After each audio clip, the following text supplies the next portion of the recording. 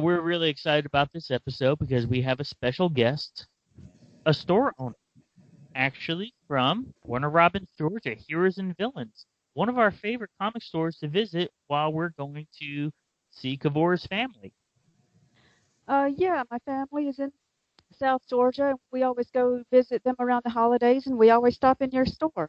I really appreciate you doing that. Well, we love your store. We love the passion that your staff has, and it's not just the comic store. It's a gaming store. It has some toys, just a little bit of everything. You're ahead of the curve because some stores just don't have that variety. But this discussion is going to be based on what has happened historically in the world of comics with regards to how the consumer receives the finished product and what is going on, the changes right now in the middle of 2020. There's been a shift on the distribution system. So we, all of us go back ways. We remember what it was like to initially get comics at a newsstand or a spinner rack. So our special guest is Mike McDaniel.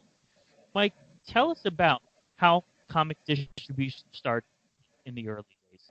In the early days, and this was, I want to say, and this is just from memory, this is before I started my first time in a comic book store, but that was the early 1980s, and it was set up.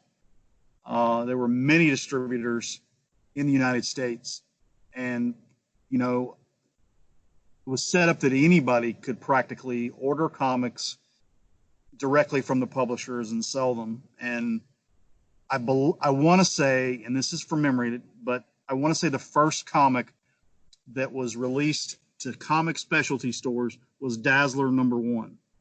And it doesn't have a UPC code on it, and it's a sheer cover. There's no, like, you can see Marvel comics from the 80s and 90s, and they'll have like a Spider-Man logo on it where the UPC code would be. But Dazzler #1 didn't have that.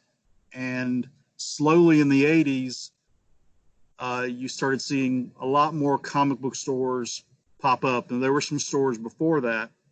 But my first experience walking into a comic book store was actually in Macon, Georgia.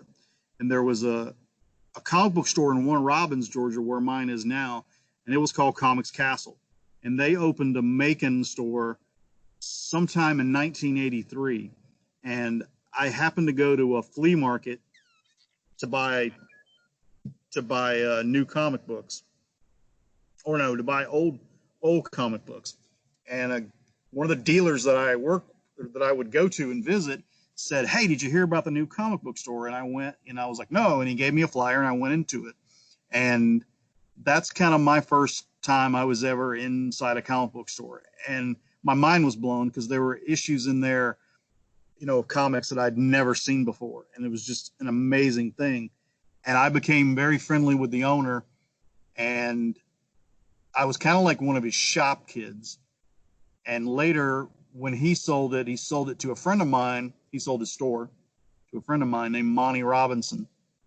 And I worked for Monty at the Comics Castle in Macon. And that's kind of my first experience with the distribution market. And at that time, there were many different distributors. There were two big ones, Diamond Comics Distribution, which is still around today, and Capital City Distribution. At the time, we used Capital City.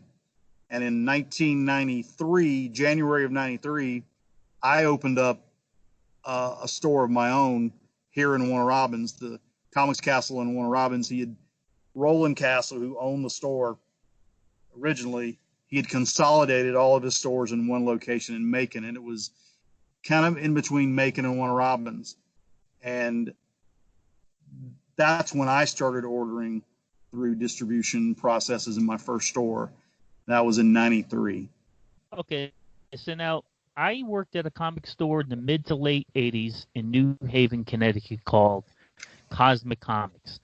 And I thought this was interesting that the owner would say, "Hey, I'm going to swing by the distributor and pick up some comics. Are there any back issues that you're looking for?" And they usually said, "Nah," because I like picking out my own back issues. I didn't, I mean, I like the feel, the tactical, but I think it's interesting. I never went with him to go to the distributor, but looking back at that, I realized there was a time that number one, packages of comics did not get delivered to stores, but number two, back issues were available at these distribution points. Yeah, Tell there us a was little bit about that dynamic. okay, there was the nearest, Macon and Warner Robins is about an hour and a half to 2 hours from Atlanta. And the distribution points, Capital City's warehouse, and there was another distributor called CIB. And the owner of that store was his first name was Herb. I don't remember his last name, but he actually owned stores in Atlanta. And we would go up there to pick up our books at Capital City, and then we would go to this other distributor to kind of supplement that. And he would have older books in the last few years that we could flip through and pick up. But that was an experience, like going to Atlanta, and we would do it every week. At that time, the new comic day was on a Thursday. And so they would ship up on, they would get them on a Wednesday. And we would literally, Monty had a van, and we pulled our orders. Roland, who owned, he had moved to Athens and opened a store in Athens. So at that time, there were 3 Comics Castles. They were Macon, Warner Robins, in Athens, but we pulled all of our orders together for a higher discount. And we, like I said, we would drive to Atlanta once a week. Think about it, Macon and Warner Robins are not far from each other, but Athens, They're not. That's They're a bit not. of a stretch. Athens is it's a long way. It's 2 hours to Athens. Macon and Warner Robins are separated by, I live in Macon. It takes me 20 minutes to get to the store, which is nothing. It's very close. But just going up every week, it was an amazing time, an amazing experience. Just, you'd walk into these warehouses, and CIB, which would have been one of the smaller distributors, because there were dozens of them, I would think, across the United States. And CIB carried, role-playing games, and they would have Star Trek paraphernalia, T-shirts, stickers, and posters like that. And you could walk around in their warehouse and just literally pick out what you wanted, what you needed, what you thought you could sell. You could bring it home. They had really hard to find out-of-print role-playing games. And this guy, like his warehouse, he had his own store too. So, but that was a great time, because sometimes the books would be late, and we would end up like going out to eat at restaurants in Atlanta. And like one time I remember we even went to the Coca-Cola Museum in Atlanta and hung out for a few hours while, we were waiting for the books to get pulled, because pulling the books is a pretty hard process for a distributor, I would think, but that was an amazing time. So now during this time period, there were, how many of these distribution points would you say were stretched around America? If I had to guess, I would say 20, 25, maybe more. Atlanta had three different branches. Diamond had a branch, Capital City had a branch, and then CIB was one of the smaller distributors, and they had a branch. So now, because I remember our store worked with Capital City. Right. So you were able to get every comic through this. Am I correct in saying that? You get Marvel, DC, Independence, everything, correct? Yeah, you were. Yeah, you got, and all the distributors were like that. There were no exclusive agreements, and there were no like monopolies. I was a Capital City customer, and we got Marvels, DC's, the original Valiant at the time, Image. Of course, Image was a lot different company back then than they are now, but Dark Horse, anything under the sun. Capital City put out a magazine like Previews. Exactly. Yeah, I remember it. Sure. Yeah. And I can't remember what it was called, though. That's funny. You stumped me. But I was a Capital City customer, and I preferred. I never dealt well. I never dealt with Diamond. I always dealt with Capital City, but I was very, very happy with Capital City. All right. So now this is the funny thing, is that In no other world, for the most part, no other world does the consumer of a product care about the chain of distribution. When you go to a grocery store, most people don't care how each product gets there. You just like, you know that somehow a truck gets there, somebody stocks it. But the comic book world, I'd say at the point of the mid 90s, the consumer started being more and more aware of the distribution channels and actually caring about it to a degree. Why is that? Let's talk about the dynamics of what happened in the mid 90s. Well, I presume you're talking about the distributor wars. Yes. Okay. So Marvel comics in the 1990s, they were an incredible time for Marvel, because at one point in 91 and 92, Marvel had like a 75% market share. I mean, every other comic company was chasing Marvel, and they made a lot of money. And they started buying other companies. They bought the Fleer trading card company that makes baseball cards and things of the like, baseball cards, football cards, basketball. And then they bought Toy Biz, which made action figures back in the day. And then Marvel got the bright idea that, well, why don't we buy our own distributor and control the distribution of our comics? And so they chose one of the smaller distributors based out of New Jersey called Heroes World. And now I used to order stuff from Heroes World. Heroes World was amazing. Well, if you owned a comic book store after this point, you had to order through Heroes World if you wanted to get Marvel comics. And they purchased Heroes World, and they pretty much notified the other distributors, Diamond, Capital City, and every other comic distributor out there, that they no longer were going to work with them. And basically, they had an exclusive agreement through a subsidiary of Marvel Comics, Heroes World. And I remember at the time how, that sent shockwaves through the industry. Now, were you in the comic book business at this time, correct? I was. Yeah. My first store. You've been in the game for decades. So that's why we had to get your input on this. So remember when that announcement happened? I was a fan at the time. I wasn't working in the store.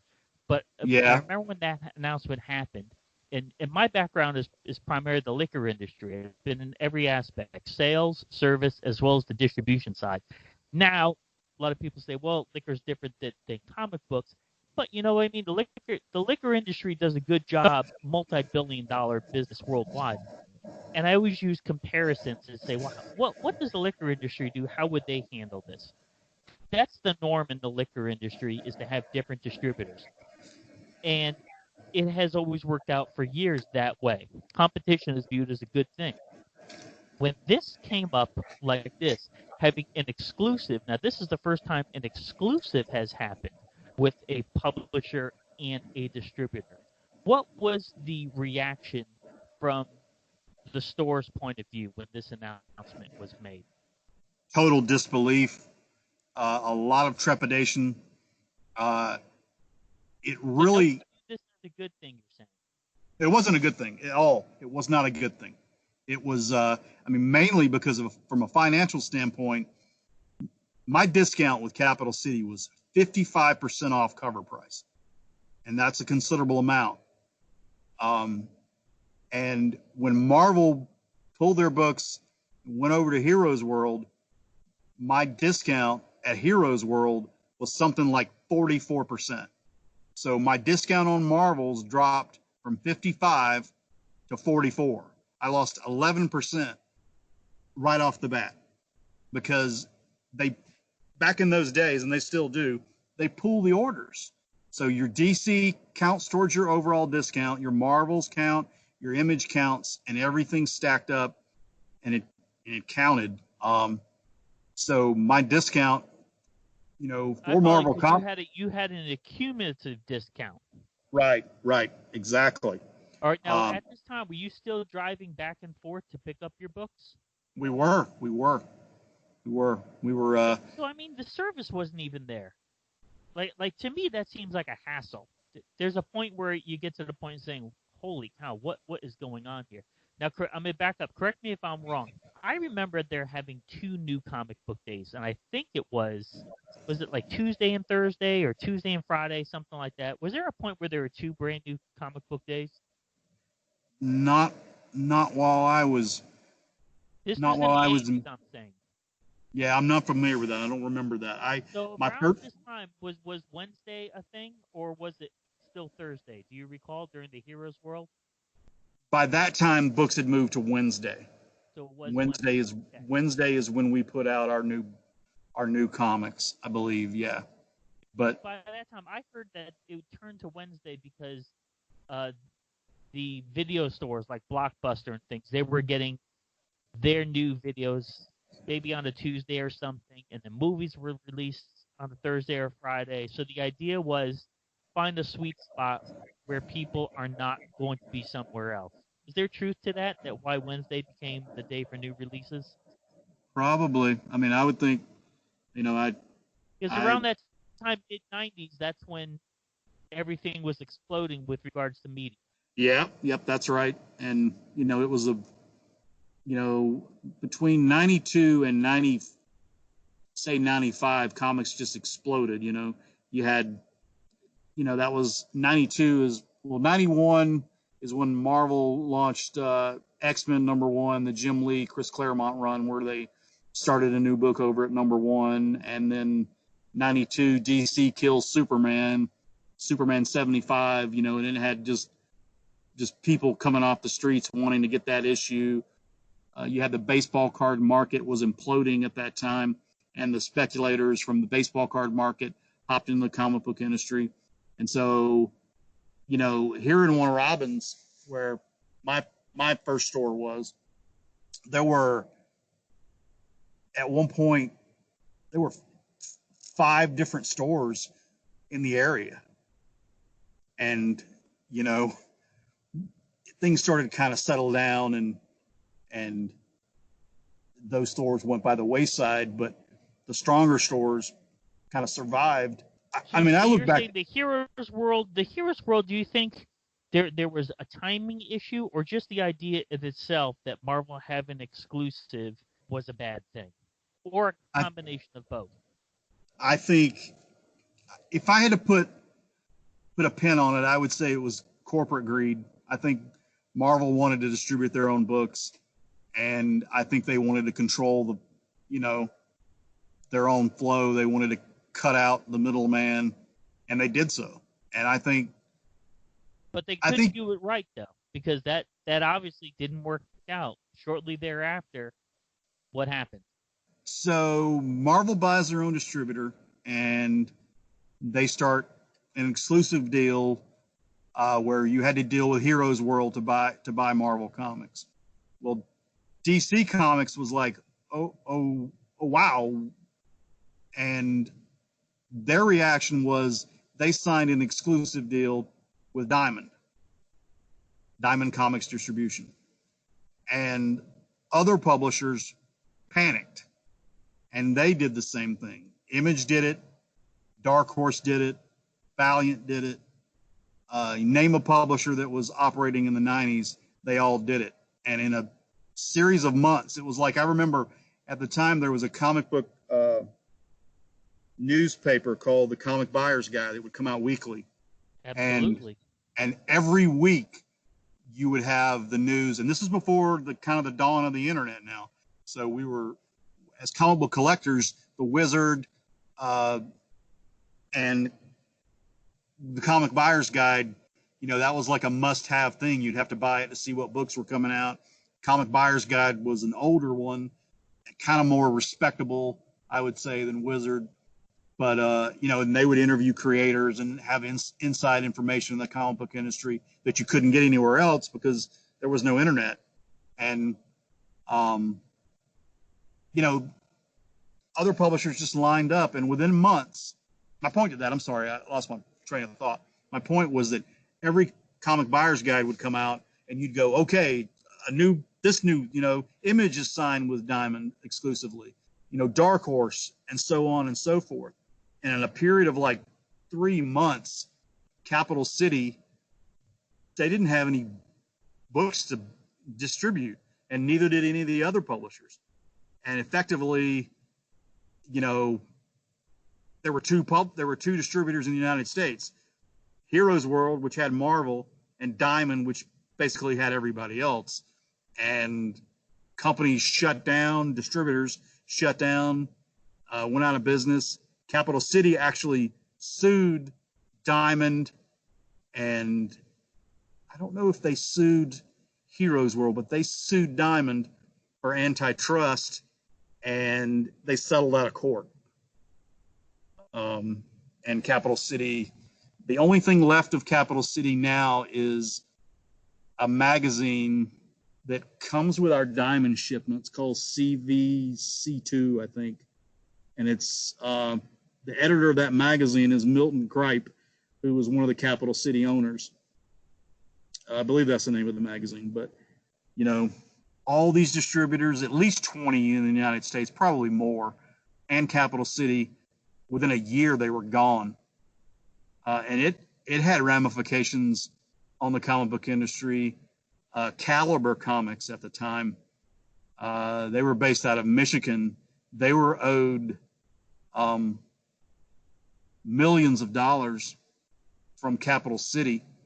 And when Capital City went under, Caliber couldn't pay its creators, couldn't pay the bills they had, and Caliber Comics went under.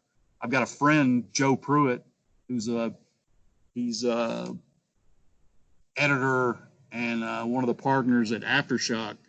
He can tell you a lot about that because he worked for Caliber at the time, and he was living in Michigan, and he came home to Georgia. He's from Warner Robins. He came home to Georgia and, you know, moved to Atlanta. He was a Capital City guy, or not Capital City. He was a Caliber guy. And, I mean, when Capital City went under, it affected everybody. I mean, it affected my little company because, you know, my discounts had already taken a hit from Marvel signing with Heroes World, and then without Marvel to be pulled with the orders of, you know, DC, Image, Dark Horse, and all the other publishers, my discount, you know, and I was forced to go to Diamond for comic distribution. My discount at the time went down with those guys too, you know, and, you know, you don't have all the orders being pulled together for your, you know, for your total discount. You have part of them with this company, this distributor, and the rest with another distributor. So it was a real big hassle. Because so let me ask you this. So two questions. Number one, did it affect the consumer at all? Yes, it certainly did. Way? Well, in my store, we had to cut our discounts to our subscribers. I mean, I couldn't give. I see. You're saying your pull box subscribers, you had to ease up on that discount that you were giving them. Right, and you know, Yep, I was honest with them. I said, look, my discount's gone down. I can't sell to you at the same discount level that I was selling to you before.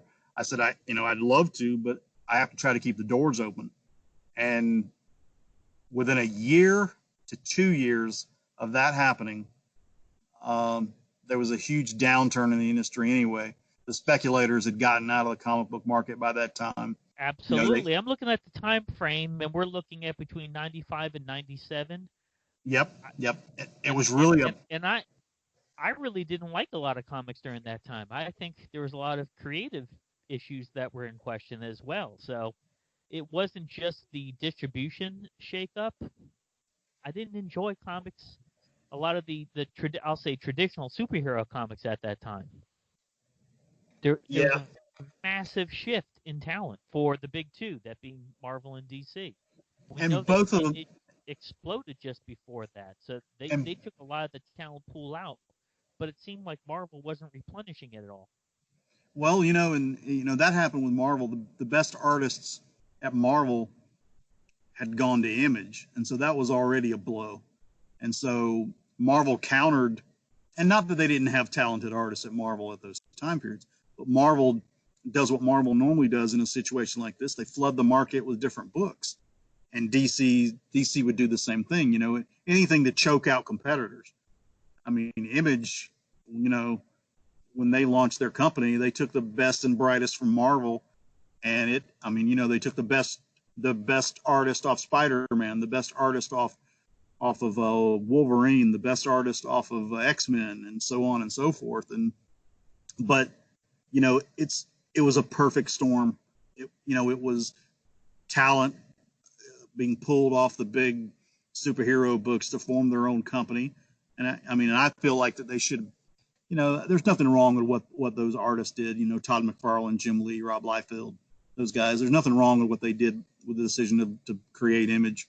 But the speculators getting out of the comic book market, the multiple distributor platform now being reduced to 2, you had double shipping costs, you had your discounts going down, and Right, by so that's another question I wanted to bring up because you mentioned shipping costs. All this time up to this point, you were driving back and forth to pick up your comics. That's What were correct. the arrangements once Heroes World got involved? Did they ship Well, them, or did you have to pick them up? no, they shipped them. At that time we were saving on shipping costs because we could go up to the Atlanta distribution center and pick them up. And then the Heroes World, they were in New Jersey, so they had to ship them down. So I think that probably got into the fact that's probably where you remember there being 2 different shipping days, because the Marvels would come in.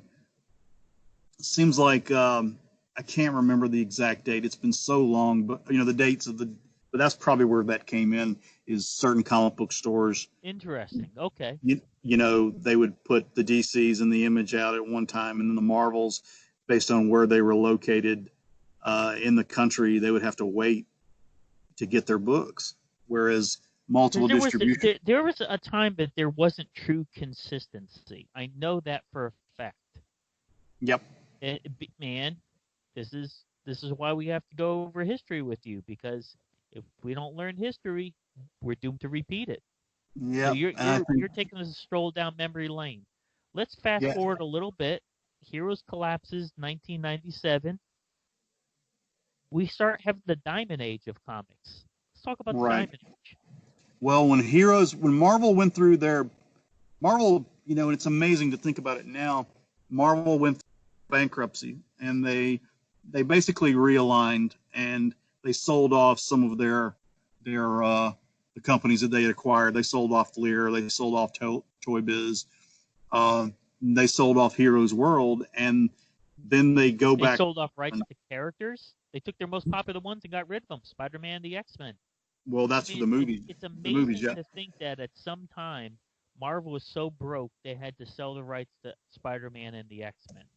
They were so broke at one time that DC, Warner Brothers, actually considered buying the comic book publishing rights to those characters, and they didn't. And I think that would have been, I don't know if that would have been a good thing or a bad thing. You would have had Spider-Man teaming up with Batman, but they didn't. That didn't happen. But it reminds me. Hey, like I said, my background's the liquor industry. It's like when Miller bought Coors. Yeah. It was weird when it happened. You're like, how in the world is Miller Coors one company? Now we're kind of used to it, but when the big boys play, they play in a whole different field. They do. And one of the things here's a leftover from that period that no one probably knows, is that when you go in, before the shutdown, before the coronavirus shutdown, you would go into a comic book store, you'd buy a copy of Previews. Well, why is there a Previews which has all the other publishers under the sun in the Previews, and why does Marvel have their own separate Previews book? And the answer to that question is because that's what they did when they owned Heroes World. They had their own Previews book. And so the Marvel having a separate Previews book to this day, in the previews that is published by Diamond Comics, is a throwback to Marvel owning Heroes World. Now, up until very recently, DC finally started putting out their own previews book, that's separate from the previews. But for years and years, over 20 years, you buy a previews, and the Marvel previews are an entirely separate book, and that's a throwback to that era where Marvel had their own distributor. Interesting. All right, so now, because of the collapse of this unique distribution system with Marvel, they're losing money left and right. They're not in the distribution game; they're in the creative game. So of course, we respect that the distribution people who do that, they know how to do it. They know how to do it very well, and that's in every industry. You have to use people with their strengths, appreciate those strengths, and work with them instead of dominate them. So now we have the Diamond Ages. It's a monopoly to an extent that every single comic, and this is we're looking at from 1997 up until now. If you Now, yeah, had if you're producing a comic and you wanted to be distributed throughout comic stores, you would have to go through Diamond, one distribution center, correct? that's correct. And The- there's no pickup there. Obviously, it's just massive. Everything they do is send out. well, So I'm gonna another go thing. back to that question. I'm gonna keep asking during this transition from the Marvel Heroes world to the Diamond. What was the fan response? What was the customer? How were the customers in the store affected by this, positively or negatively? I think overall, I would probably say negative, because there were delays, and it was uh, at the time Diamond's warehouse was still in Atlanta, so you would get all the other comics first, and then Heroes World, because of their location in New Jersey, it would take a few days. And then, God forbid, you owned a store out in California, because or that's even with UPS, that's a 3-day ship.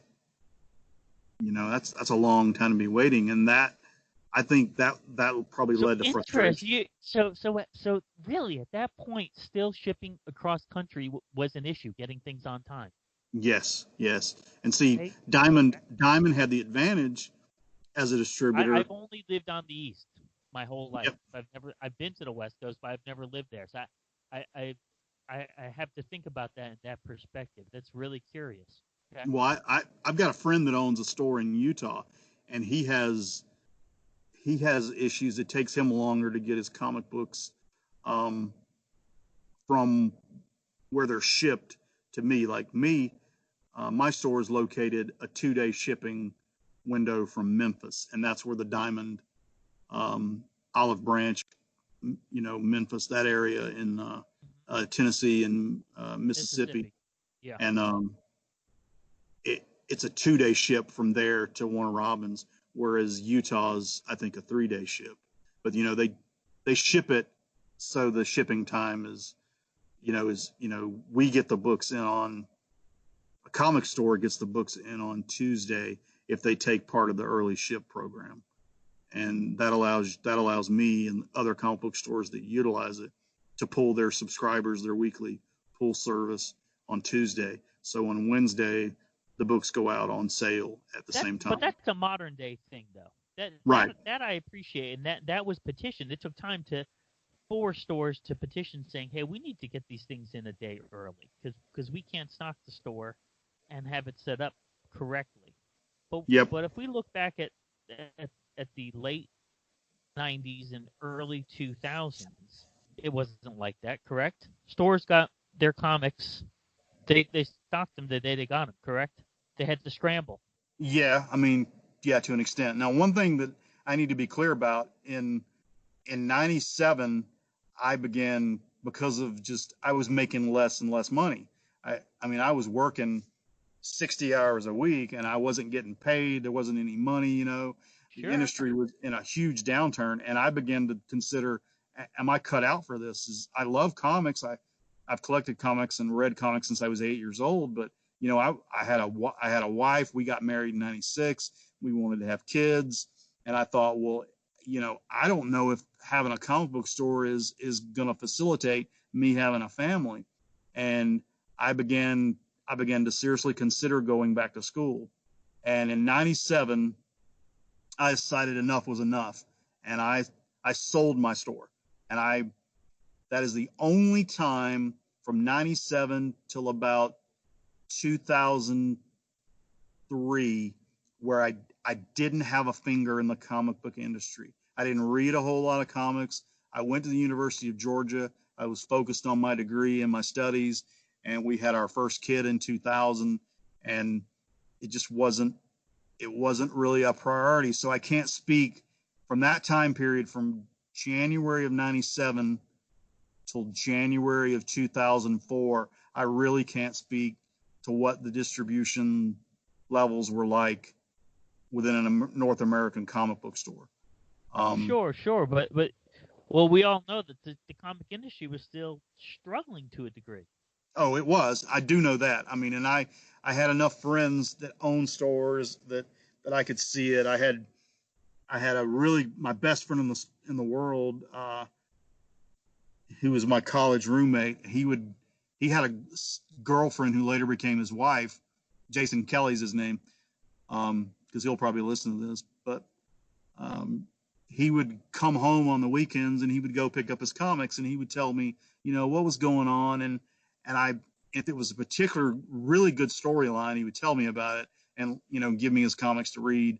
And then I remember during that time frame, the first comic that I bought that I read, George Perez's, and it was the Avengers relaunch when the heroes returned after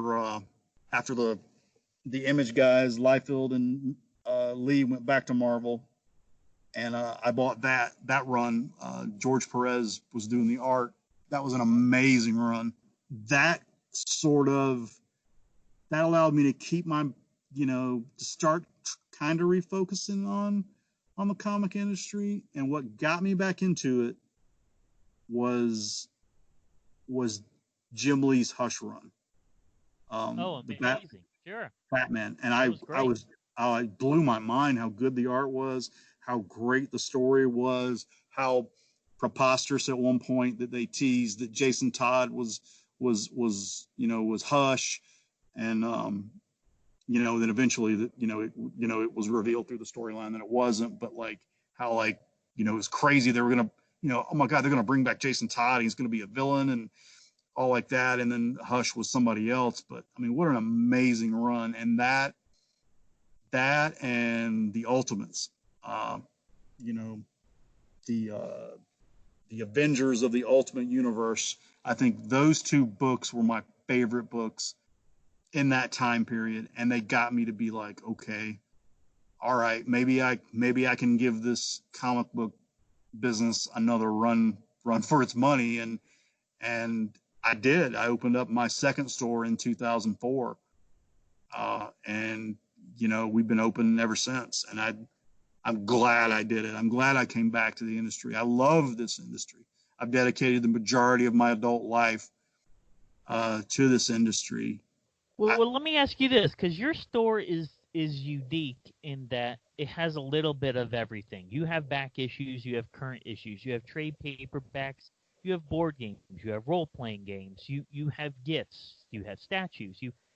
Did you start out with that mindset of, let me just tap in to the whole community of the comic book customers, or is that something that grew organically?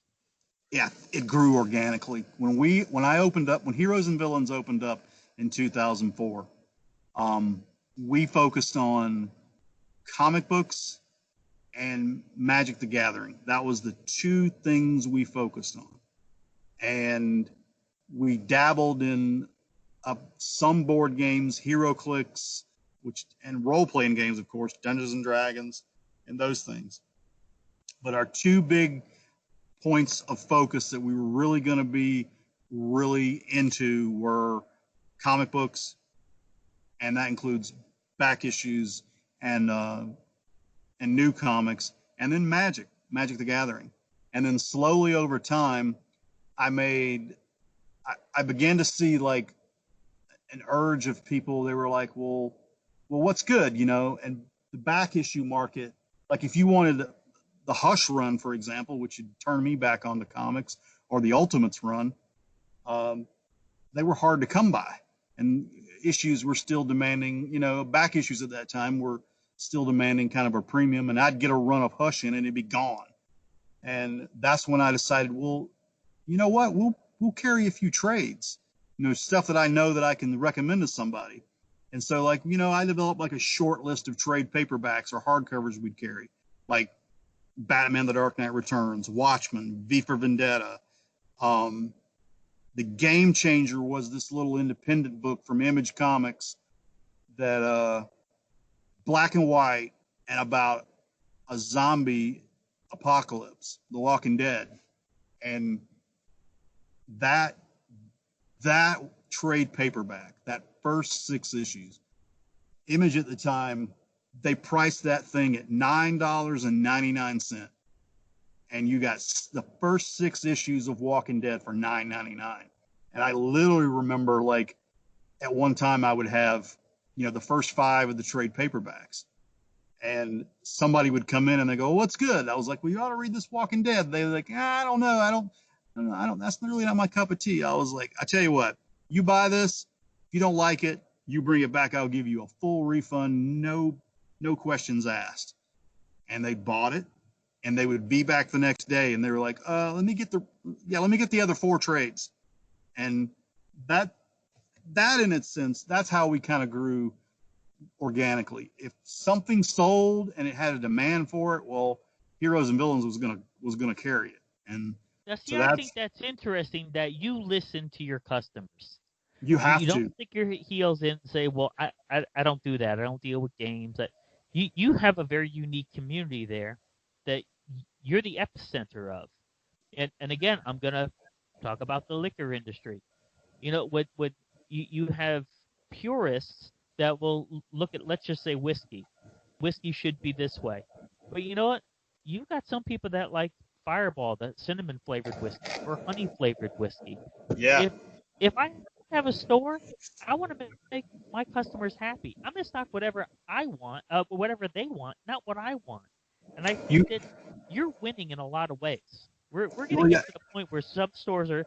We're working our way through history. We're getting to the point where some stores are having an absolute meltdown because they're not operating a store for their guests. They're operating a store for themselves. And guess what? That model's imploding. But yeah, I agree. so we're moving along in time. We're in the 2000s now. We're still in the diamond age. How has diamond? So we looked at the heroes age and how everything was shaken up. So we're going from your experience from 2004 up until now. So good amount of time. How has the experience been for your customers getting served through diamond distribution? I don't think that they really cared or knew. As long as the books were here, we would have issues with. I mean, I'm not going to stand up on a soapbox and say Diamond Comics distribution is the best thing ever. They're known for damaged products. They are. They're known for more than anything else. And see, when they moved their warehouse from Memphis to Olive Branch, which is right across the river, Mississippi River, right across that river. And when they did that, they hired a whole lot of new staff. One side of the river, and that was a time, I'm trying to think, that was around 2008, maybe. And that's when the damages really got bad. I mean, there were weeks where if I didn't have 10 damaged titles, it was a miracle. And that's kind of when the customers would notice, because they'd come in and they'd say, well, our website is pretty dynamic in that I post a weekly list of what's going to be on the shelves the following Wednesday on Thursday. And people can go through and they select, well, I want this book, hit submit, and it sends me an email. And so when we pull our books, we print those emails. And if something was out of stock or damaged, we would write on there, damaged, we'll reorder. And And so people would come in to get their weekly pulls. We would hand them their books, and they would say, okay, this book's damaged. And I would be like, yep, it's diamond issue. And Diamond's never been known for their great customer service. My first 2 years in business, I had 4 different reps because they just didn't work out. I mean, I asked for a new Diamond rep, and luckily in 2006, I got a Diamond rep that had been with the company at that point for about 15 years. Her name was Mary Bongiovanno, and she was my Diamond rep until the fall of 2017, when she was one of the older reps there and had been with the company so long, and they let her go. I don't know the reasons of why they let her go, but that was a huge blow because she cared about the accounts she had. I've talked to other people that had her as a rep, and I don't have a rep right now with Diamond. I spend thousands of dollars with Diamond each week, and I don't have a rep from Diamond. When Mary was let go, I had a temporary rep that they hired, and I never got to know her. She was gone within a few months, and you call Diamond and you're just dealing with the next rep in the queue. I don't have a rep. Even like our invoices that are printed out, it'll say your credit analyst is Beth Tracy. Your Diamond rep is, and it's blank. I don't have a rep with Diamond. If I have a problem, I have no point of contact as a rep. I do know Diamond has they have traveling outside salesmen, and the one for the Southeast is Eric Hitchcock. Now, he's a hell of a guy. And during the shutdown, I've talked to him a few times. But right now, I don't have a Diamond rep, and that's a problem. What's happened to Diamond now is part of Diamond's own doing, because it's lack of communication. You know, I don't know how forward you want to go with up to the history to the shutdown, but yeah, we're getting. I'm trying to paint a picture of what the Diamond era was like. We as the consumer, we're talking the average comic book fan. You know, I don't work in the comic book industry. I'm just a fan. right. Somehow, and I think you talk about Wizard Comics, Comic Values Monthly. There was this period, especially in the 90s, where there were a lot of periodicals that were talking about the industry, not just the product. We know the StarPodLog magazine called The Comic Scene. We love that. It talks Yeah, about I love that comics and the magazine. creators. Somehow, in the 90s, these publications started getting the fans involved in the distribution process, and it piqued our interest in it, which is a strange dynamic because, like I said, most other fandoms or hobbies, no one cares about where their product comes from. So somehow this was built into us for a number of years because of various acquisitions. And there have been complaints for years and years and years, and there were even legal steps taken to say Diamond is a monopoly. I should have a choice to where I buy my product as a store owner, because competition is a good thing. And that's why I'm asking you service, number one, and how does the guest feel about it? Or how does the customer feel about it? Because if you own a store, your boss is the customer. You're there to make the Yes. customer happy. So along the way, we're seeing areas where the customer wasn't happy because of different channels, either miscommunication or mishaps. Let's go up to the Diamond Age this year.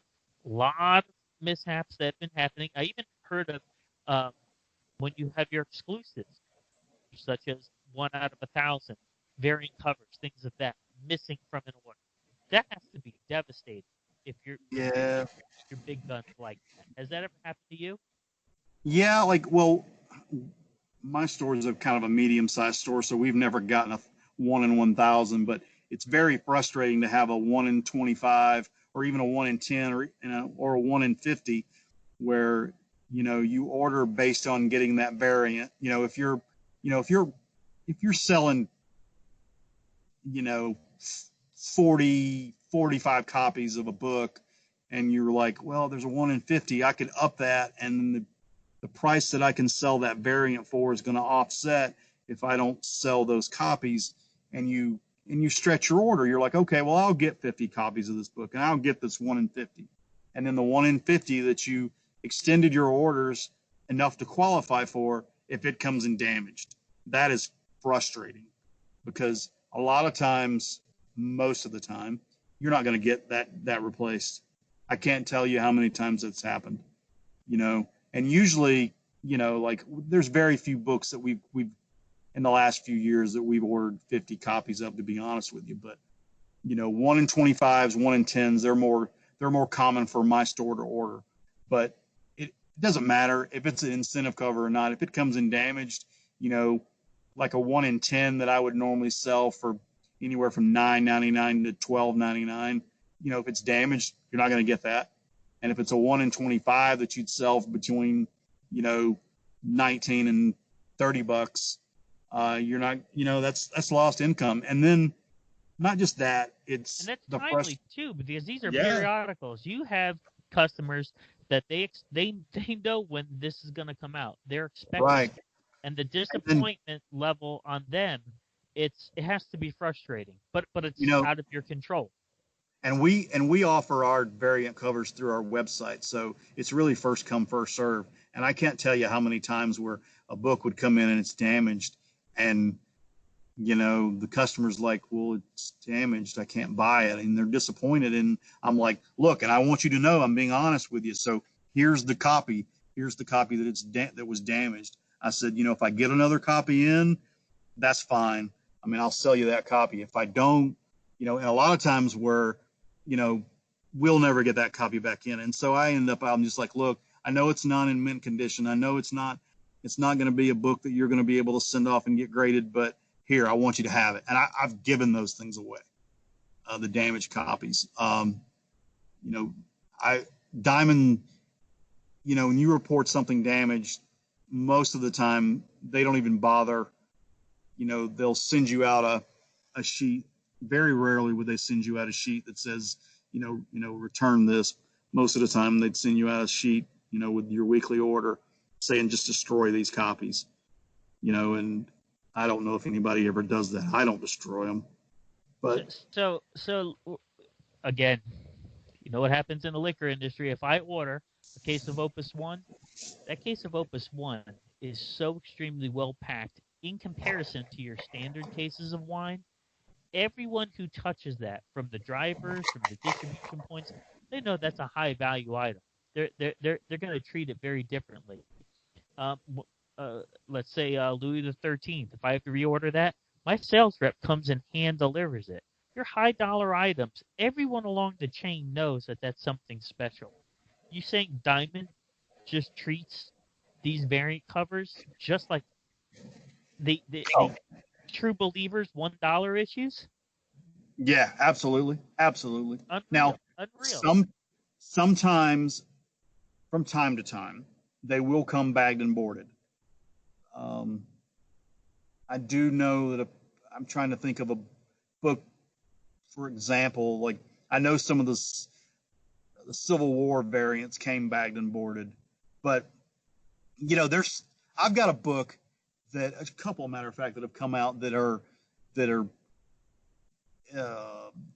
inside the book. It says, you know, it's a book that was specifically made for my store, and it has my store's name inside the book. And, you know, they'll send one copy to my store, and like that, I've never sold those. I'm like, wow, this is for me, you know. Wow, this Right. is. I mean, it's kind of the fanboy that comes out in me. I'm like, this has my store's name on it. I keep very few comics. Now my theory is you can't be a collector and a store owner. It's very hard. So, but those are the ones, you know, that I've kept. But one of those that I've gotten in the last 5 years came in damaged, and it wasn't bagged or boarded or anything. It was put in my comic box, and that's frustrating. But no, they've had packaging problems, and then, you know, they'll, like today, we got a shipment in today from Diamond. We got 2 boxes. It was pretty light shipment, and they were a nice sized diamond box, had 3 or 4 items in it, and that was it, and a lot of padding. And I just scratched my head. Why even, you couldn't have put that in another box? It's crazy. And if you remember, do you remember when the DC versus Marvel came out? It was like 96, 97, something like that. Right. Right. And leading I up, remember that. Yeah. leading up to that, they sent out ballots so you could vote. You could vote who was going to win the fight between Batman and Captain America. Yeah. Or, Wolverine and Lobo. You could vote. Yep. Well, I remember my store back then, we got a huge box of those ballots. I mean, they were heavy. It was a hefty box. And we paid the freight on them. The comic book stores paid the freight. And I, you had to think about to promote their product. Yeah. It's so bizarre. So shenanigans, you're saying shenanigans have been going on for some time. Yeah. And there's no, and because there's a monopoly, even though Diamond would probably say, well, it's not a monopoly, but because there's a monopoly, there's no incentive for Diamond to do better. I mean, I've heard nightmare stories of stores that can't get credit terms. There was a store that opened in Macon called Avalon Comics that was open for a few years. They couldn't even get check writing privileges from Diamond because there's no incentive for them to do that, because you want comic books.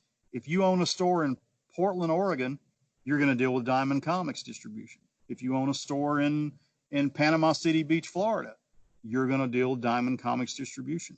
You own a store in Warner Robins, Georgia, guess what? You're going to deal with Diamond Comics distribution. If that's not a monopoly, I don't know what is. Middle of March, we get the shutdown. The whole world pretty much is shut down. How did this? I was trying to see a way, with the virus. I was going, okay, we obviously are going to have to social distance. I can't have any, and this is where the multifaceted design of my store and the business model kind of bit me in the rear, because I couldn't have in-store gaming. Couldn't have a lot of crowds in the store. And then luckily, so there goes a portion of my business. But I'm like, well, I can still sell comic books, and we'll come up with some curbside service. And then Marvel Comics comes out and says, and we're gonna increase our discount to 80%. And I was like, wow, that is they're really gonna help us out. We're gonna be okay. And then the other shoe drops, because Diamond, or actually, you know what? I don't even say Diamond. I found out about it on Bleeding Cool, that Diamond was ceasing distribution for the remainder of the COVID lockdown. And I'm like, how do I have a comic book store without new comic books? I wrote a post on the store's Facebook page about it. That was really heartfelt, and I poured my heart out into that post, and I just felt, I wouldn't say I felt betrayed by Diamond, but I felt let down. I felt like I got punched in the gut, and not being notified by Diamond it was 2 days before Diamond put out an official notice. I think it was on a Monday, but we found out about it. I want to say Bleeding Cool broke the news on a Friday.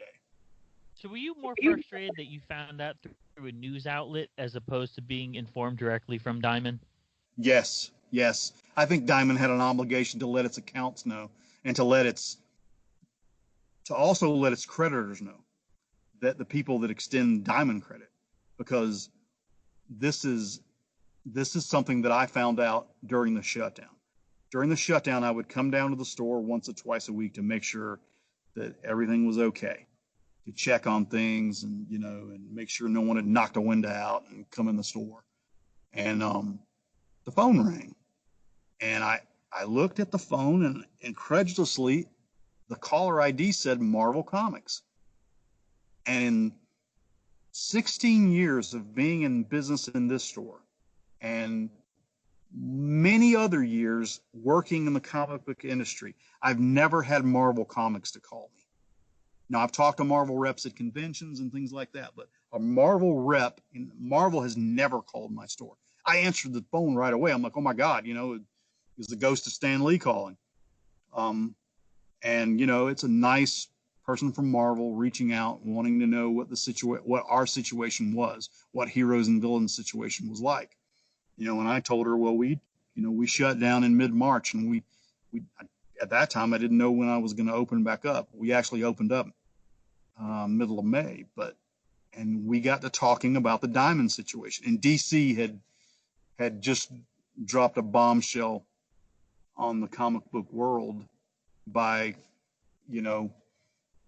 opening up the distribution channels for other distributors. And I learned that Marvel Comics wasn't notified. They found out the same way I found out. They read it on a news that it broke on the internet before Diamond notified Marvel Comics. And finding that out, I was like, well, heroes and villains really doesn't matter if they're not letting Marvel Comics know what was going on.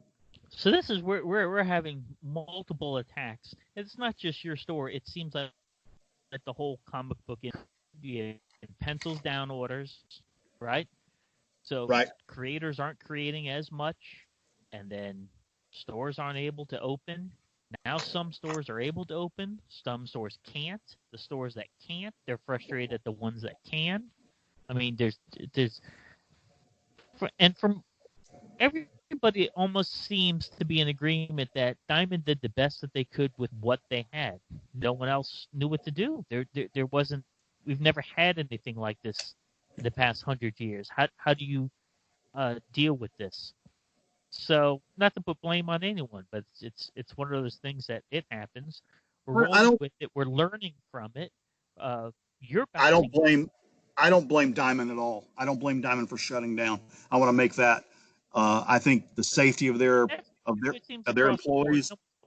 And tell you what, Steve Jeffy seems like a real nice guy too. I agree. I agree with that. In Maryland, we wanted to visit that museum and everything, but that closed. But everything about him, in so many ways, he seems like he's trying to do the best he can.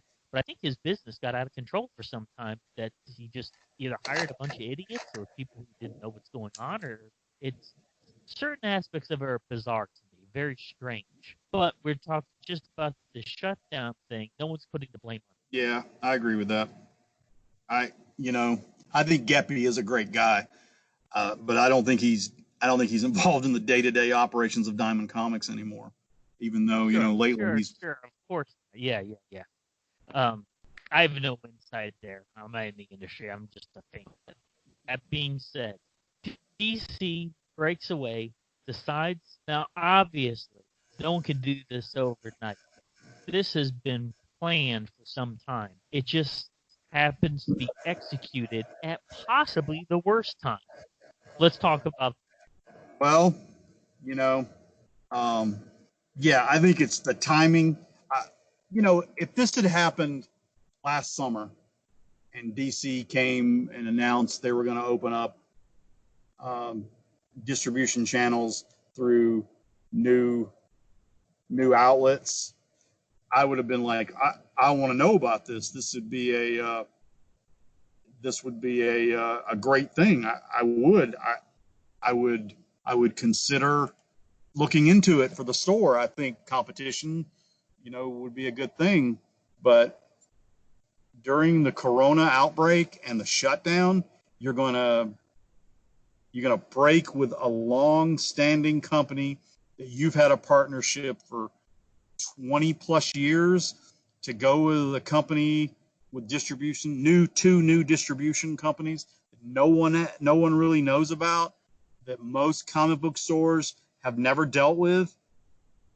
And so I I chose, no, I'm not going to do this. I'm going to stick with Diamond.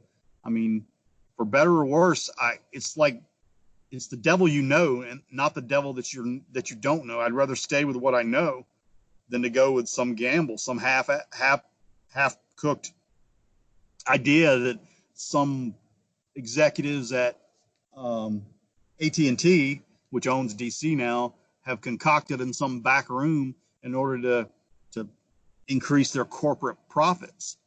And that's what it seems to be. It seems to be that the people in DC love the industry, love the product, have some ethics about them, but guess what? Who owns them? Someone who just looks at it and says, this is a drop in the bucket. We make more money off the movies.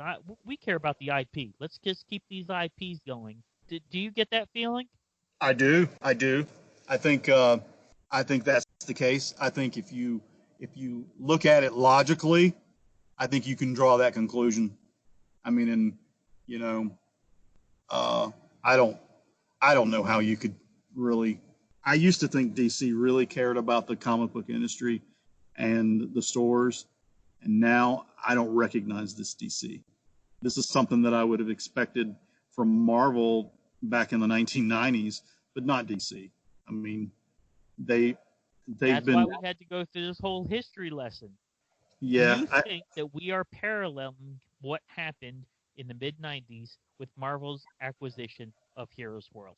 It certainly feels like it. I think, even prior to this announcement, there were comic book stores that are not going to reopen. I know that there's a comic book store that was in Watkinsville, Georgia, right out of Athens, called Mr. Comics. He'd been there 14 years. He'd already announced that he wasn't going to reopen, even before DC's announcement. And I would think the same thing and the same problems that happened back in the Heroes World days are going to be repeating themselves in 2020. I think you're going to have I don't know how you could not have your discounts go down. I think there's going to be, shipping charges. I'm going to be dealing with a company I have no relationship with at all. I don't know them. I've only recently, I sent out an email on Friday about, new account information, and they only today got back with me, through emails. I've not spoken with anybody at that company as of yet, and, I'm dealing with an unknown. I mean, it's scary. UCS So is let me coming up. play devil's advocate here, because you're expressing the same things about Diamond that so many others, my local comic store that has dealt with Diamond has had problems with. But now you're saying, well, you know what? I could kind of deal with those problems. Or do you think that this is the time that Diamond they could be redeemed if this didn't happen? Do you think that they were more receptive because of the shutdown and they could have done things better? Because the stores that chose to use DC in the past month or so, they said their comics are the distribution centers appointed by DC, that their comics come in bubble wrap, very well packaged, everything's coming in mint condition. So let's look it over. The complaints that people had about Diamond, this new distributor seems to be listening. They seem to be doing things right. Is it worth the extra money to get that extra service and less hassle? What do you say? No, I say no. I say it's not worth. I mean, if the shipping costs are more, I don't know. My gut, like I just said, I answered with my gut. I would say no. My gut just says no. I think it's going to be. At the end of the day, a store exists for a couple of reasons, and important reasons: to service the community and to have a healthy profit so the store can grow and continue to service the community. And if anything jeopardizes the flow of either of those two things, then what's the point of being a store? And I know that there's a strangeness to that because I was complaining about corporate greed and everything like that. But, at the end of the day, I have responsibilities to my own family to bring bring home the bacon. I mean, so I hope, and I'm going to be forced to go with one of these two new companies. I'm not looking forward to it. I can tell you, like, during the shutdown, I was scared. I mean, and I've applied for every loan from the Small Business Association under the sun. I've applied for every grant that you can think of. I've gotten the SBA has given me the runaround. I don't know if I'll get that loan or not. But, at one point I was like, talking with my wife, I was like, I don't know if we're going to be able to make it, depending on how long this shutdown is, depending on how severe the blow is to the economic fortunes of the store. But, we reopened pretty quickly. We're open now. I'm hoping the business is going to come back. And now we're having to do, at the time that I'm having to jump through all these hoops and do all this red tape with SBA loans and negotiating with my landlord about the rent that's due for the months we were shut down. And, and then you got, other factors going on with, the dangers of protests and looters and things like that. Not that we've had any of that, but all that worry. Now DC Comics is going to go, we're done with you, Diamond. Bye, Felicia. I'm worried.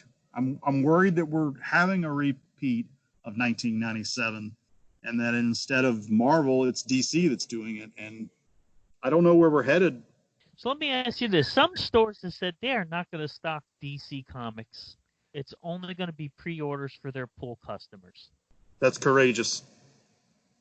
You're talking like what, roughly a third of the comics that are sold? Yeah, I would say for us, we're looking forward to Batman. 30. Yeah, it's 30. Here in this store, battle going on, and DC seems to be more exciting than any. This is the time for DC, and some stores are saying we're just not going to stock DC. Is that a reasonable alternative? I admire that. I do. I wish I had the courage to do it. I don't think I can, because my job is to give the customers what they want. And if my customers want Batman, I got to get there. It's so obvious you have the right attitude. I mean, that's why, one of the reasons why we love your store. So you're saying no, that's not an. Have I considered boycotting DC Comics? Absolutely. Have I considered writing an angry letter to DC Comics? Well, that's coming. I think some of my peers have done it more eloquently and efficiently than I have, and I'm looking at you, Chuck, from Mile High. I think what he wrote on Monday was epic. Brian Hibbs out at the comic. Order comics from Mile High. They're an example of they know how to ship comics. If you ever order comics from them, I have, yeah. It's amazing what they do. Oh, hey man, that guy is Chuck from Mile High is the Stan Lee of comic book shops. Okay, 100%. I agree with you. Yeah. He's an amazing guy. He should get like a lifetime achievement award from some comic business entity. Brian Hibbs from the Comic Experience out in San Francisco. He's another industry leader. I'm sure I follow commentary. He's fencing at windmills, and I'm friends with him on Facebook, so I look for his posts on Facebook because he's unfiltered, rightly so. And I wish that I could boycott DC. I do. I really do. I wish it would matter, but when you're dealing with a corporation that acquired, look at what it cost to acquire Warner Brothers, for AT&T to acquire Warner Brothers. It was in the billions. A boycott of a store my size, they won't even feel it. My store's yearly income, the executives for that company they pay for that wouldn't even cover their haircuts for a year. I'm joking. Oh, yeah. We're going through this history lesson, and we're realizing that the comic book business now, it's not just comic books, and that's what it's always been building up. It's always wanted to have that snowball effect. with Yeah, the movies, with the comics, crossover stuff with the toys. I mean, we know it's a worldwide phenomenon now. I bet that if you asked comic book store owners across the country why they're in the comic book industry, why they do this, I bet the most common answer would be because they love it. They certainly don't Of do it course. because they certainly don't do it because they make money or they are making a killing. I mean, I do it because of happiness. I think my well-being, my spiritual and my emotional well-being is tied up into these walls inside this place and selling a product that I have such passion for and such hope for. I hope the industry can recover from this. It's hard to watch it. It's hard to go through it. I could make I was in corporate retail for a while. I worked for Gap in Old Navy, and I could have made a hell of a lot more money staying in that. But I wanted to own my comic book store, and so I sacrificed that career and that career chart, that course, to own my own store, to chart my own destiny. And I was talking to my dad. My dad's 80, and he's seen it all. He was born in the days before the Second World War. He was born in 1940, and he went through the 50s and the 60s, and all the days of that's passed since the time he was born, and he's seen it all. And we were discussing the problem that I'm facing with the store, and he said, and I think this is a really good way to put it. He said, if you have to close and it doesn't work out, at least you go out in a way where it's not your fault. You don't want to fail at something that's been your life's work. I think that's important. I don't want to fail.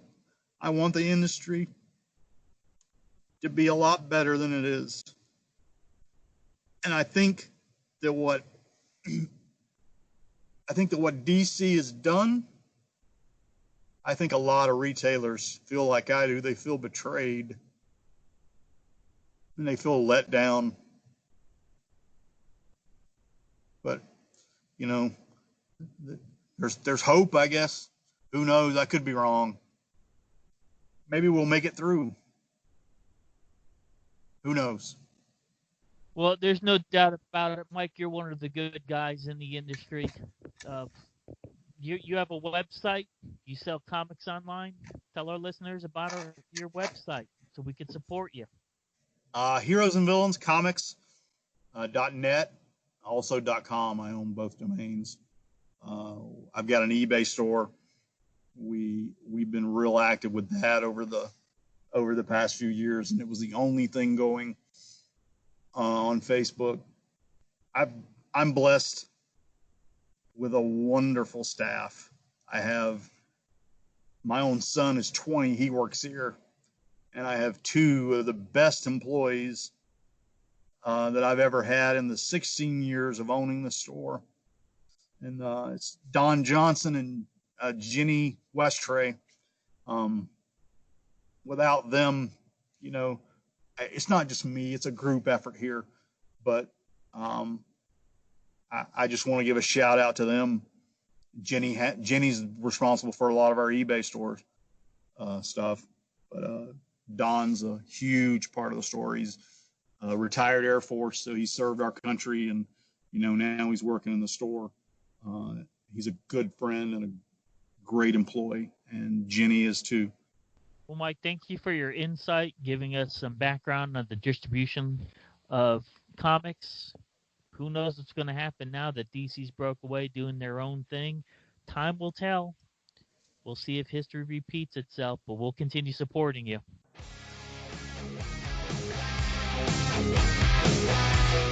Thanks for listening. Make sure you hit that subscribe button and join our Facebook group. Live long, and may the force be with you. Nanu Nanu.